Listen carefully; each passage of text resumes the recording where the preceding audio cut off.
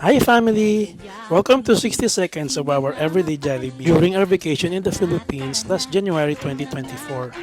So halos everyday talaga fam, nasa Jollibee kami kasi sobrang na-miss namin yung mga paborito naming food sa Jollibee like Chicken Joy, Palabok, tsaka yung spaghetti na favorite ni Ate Blair.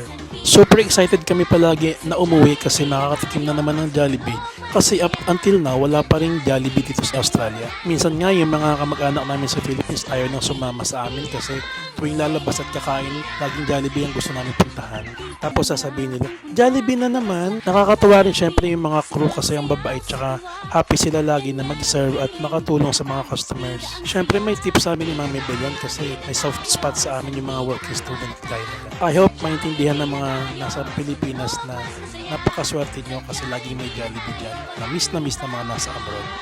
Please don't forget to follow Barbell Ever After. Thank you for watching. Bye family!